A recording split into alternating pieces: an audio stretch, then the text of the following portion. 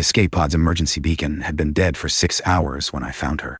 I shouldn't have been in Sector 7 Delta at all. Salvage runners like me worked the outer debris fields, picking through the scraps the guild deemed worthless. But my nav computer had glitched during a solar flare, dropping me into restricted space, the kind of restricted that got people disappeared. The wreckage drifted in a slow spiral against the backdrop of the Andromeda Reach. Chunks of what had once been an Imperial cruiser now scattered across 3 kilometers of void. I recognized the hull markings immediately. The Crimson Talon, flagship of the 3rd Imperial Fleet. According to every news feed in the galaxy, it had been destroyed 2 weeks ago in a syndicate ambush. No survivors. So why was this escape pod's life support still functioning? I should have called it in. I should have jumped back to neutral space and pretended I'd never seen anything. Instead, I did what humans always do.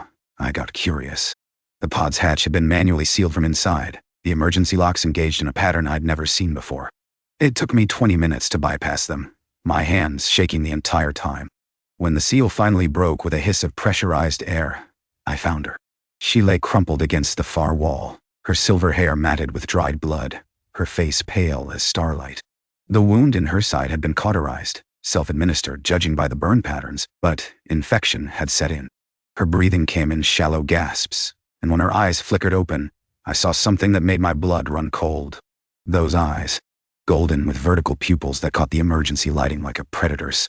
I'd seen those eyes before, on every wanted poster, every Imperial broadcast, every nightmare story told in the outer colonies.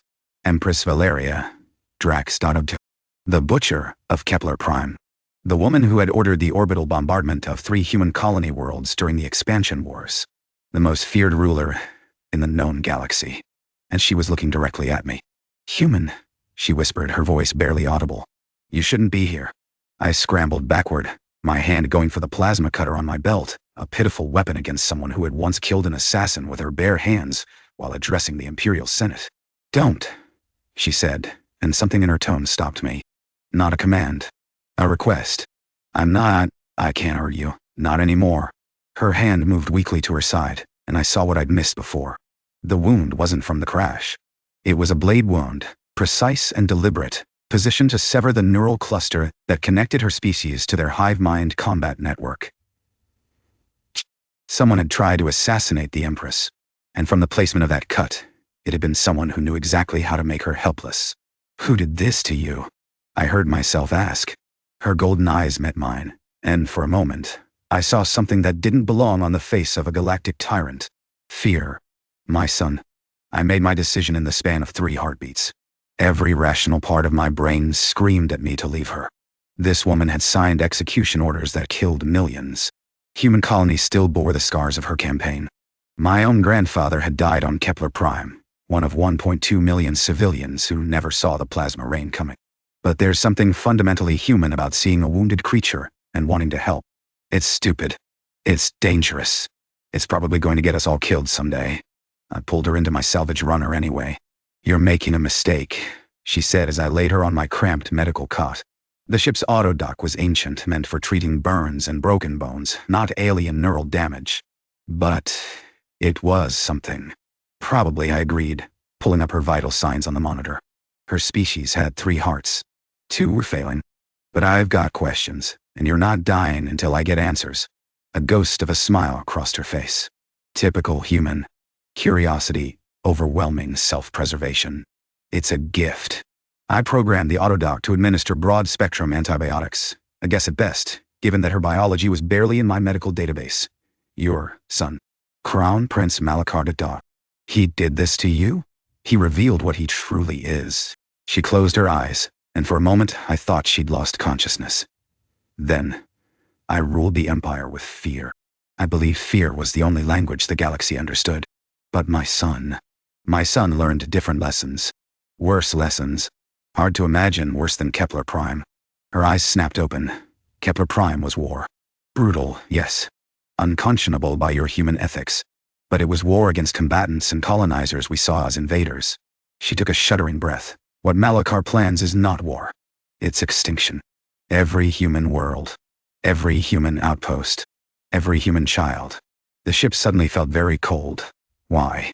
I managed. Because he believes humans are the only true threat to our empire. And he's right.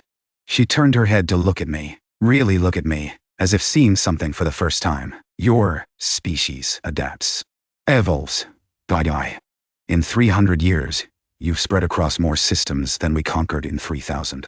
You don't need hive minds or genetic memory. You just persist. And for that, he wants to kill us all. The Purification Protocol. I discovered the plans 3 days ago. Hidden fleet deployments. Bioweapons designed for human DNA. A coordinated strike against every major human population center. Her voice cracked. When I confronted him, he smiled. He smiled and said I'd become weak. Then his guard drove this blade into me. I sat back, my mind racing. The most dangerous woman in the galaxy was lying on my medical cot, telling me about a conspiracy to commit genocide against my entire species. Either she was manipulating me, entirely possible, or everything I thought I knew about the balance of power in the galaxy was about to change. Why are you telling me this? I asked. I'm nobody. A salvage runner from a backwater colony. What do you expect me to do with this information? I expect you to survive, she said. Because when Malachar realizes I'm not dead, he'll come looking. And when he finds you, a human who knows his secret. She didn't need to finish the sentence. The proximity alarm chose that moment to scream. 3 Imperial cruisers had just dropped out of hyperspace, their weapons systems already charging. They found me, Valeria whispered. They found us. Can you move? I was already running for the cockpit, my heart hammering against my ribs. Barely. But she was pulling herself upright, her jaw set against the pain. Whatever else Valeria Drax was, she wasn't someone who died lying down. My salvage runner, the persistent hope, because humans are nothing if not stubbornly optimistic, wasn't built for combat. She was built for being ignored, which was exactly what I needed right now. I killed the main power systems, letting us drift among the wreckage. In the debris field, our heat signature would be lost among 1,000 cooling chunks of metal. The Imperial cruisers swept their scanning beams across the sector, methodical and patient. They'll find us eventually, Valeria said, having dragged herself to the co-pilot's seat. Imperial deep scans can detect biological signatures through 3 meters of hull plating. Then we need to not be here when they do. I pulled up the local star charts, running calculations in my head. There's a jump point 17 minutes away. If I can slip us through the debris field without lighting the engines. Impossible. The gravitational eddies alone would tear the ship apart. For your pilots, maybe. I allowed myself a grim smile. Humans are really good at threading needles. What followed was the longest 17 minutes of my life. I used the maneuvering thrusters in microbursts, riding the gravitational currents like a sailor reading the wind. Twice, chunks of debris came within meters of our hull. Once, an Imperial scanner beam passed so close I could see the light refraction through the viewport. Valeria watched in silence, and I could feel her reassessing everything she thought she knew about humanity. We weren't just persistent. We were insane. And sometimes, insanity was exactly what the universe required. We hit the jump point with an Imperial cruiser on our tail, its weapons lock alarm shrieking through my cockpit. I punched the hyperdrive 3 seconds before their plasma cannons reached us. We emerged in the neutral territories, specifically above a station I knew well, Haven's Rest, where questions weren't asked and credits bought silence. We need allies, Valeria said as I brought us into the station's shadow. People who will believe this threat and act on it. You're the Empress. Can't you just order people? I'm officially dead, and my son controls the military. Anyone I contact through official channels will report directly to him. She was quiet for a moment, but there may be another way. My daughter. Lyra.T. You have a daughter? Hidden. Protected. I sent her to live among humans when she was young, after I saw what my court was doing to Malachar. I thought I could save at least one child from becoming a monster. Her golden eyes were distant. She doesn't know who she really is. Doesn't know her mother is the woman human children use as a boogeyman. And you think she'll help you? No? Valeria's voice was soft. I think she might help you. Humans saved her. Raised her. Loved her. She's more human than Imperial now. If anyone can unite your species against what's coming, it's someone who belongs to both worlds. I thought about it. A secret princess raised by humans. An empress who'd committed atrocities now trying to prevent worse ones. A salvage runner from nowhere caught between powers that could crush him without noticing. Where is she? Valeria told me. I really wish she hadn't. The human colony of New Eden was everything the Imperial worlds weren't. Chaotic, colorful, alive. Markets sprawled through converted cargo bays. Children played in zero-G gardens. And nobody wore uniforms or moved information. Lyra worked in a medical clinic in the lower districts.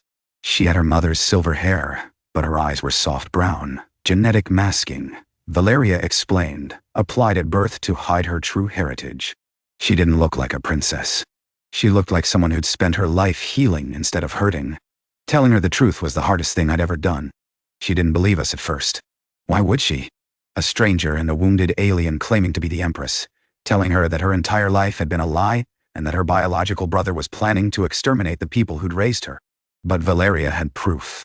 DNA samples. Encrypted communications. The full schematics of the purification protocol, downloaded before her assassination. I watched Lyra's face as she processed it all. The horror. The denial. The grief. And finally, burning beneath everything else. Determination. What do you need me to do? She asked. That was the moment I realized why Valeria had hidden her among humans. Not just to protect her from the imperial court, but because she'd seen, even then, that humanity's greatest strength wasn't our technology or our adaptability. It was our choice. Malachar had been shaped by power, by expectation, by a system that rewarded cruelty. Lyra had been shaped by compassion, by service, by a community that valued healing over conquest. Same genetics. Completely different people. The next 3 months were a blur of clandestine meetings, encrypted transmissions, and near misses with imperial agents. Lyra used her dual heritage to bridge gaps that had existed for centuries. Human admirals who would never have trusted an imperial word found themselves listening to someone who'd grown up in their colonies. Imperial dissidents who'd opposed Malachar in secret suddenly had a figurehead who wasn't tainted by the old regime's atrocities. Valeria stayed hidden, healing slowly, advising from the shadows. She knew her public presence would do more harm than good. The galaxy wasn't ready to see the Butcher of Kepler Prime as anything but a monster. Maybe she was still a monster. Maybe redemption wasn't possible for someone with that much blood on her hands. But she'd chosen to try anyway, and that had to count for something. When the human coalition fleet met Malachar's armada at the Battle of Threshold, I was there. Not as a warrior. I was still just a salvage runner, but as a witness. Lyra stood on the bridge of the flagship, broadcasting a message to both fleets. Surrender and face justice, or be destroyed. Malachar refused. What followed wasn't a battle. It was a reckoning. Human ships fighting alongside imperial defectors.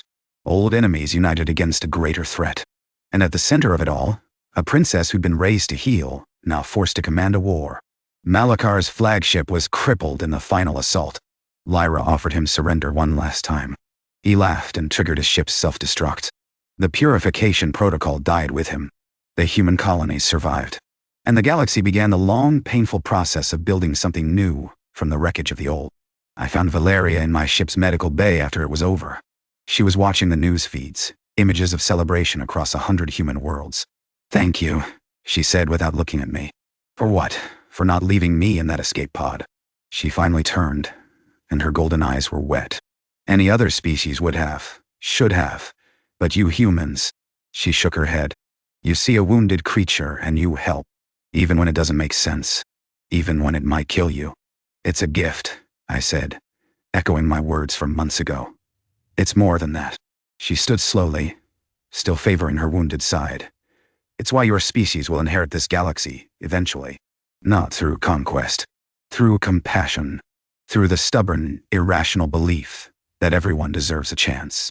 I watched her walk to the viewport, silhouetted against the stars. "What will you do now?" I asked. "Disappear. There's no place for me in the world Lyra is building.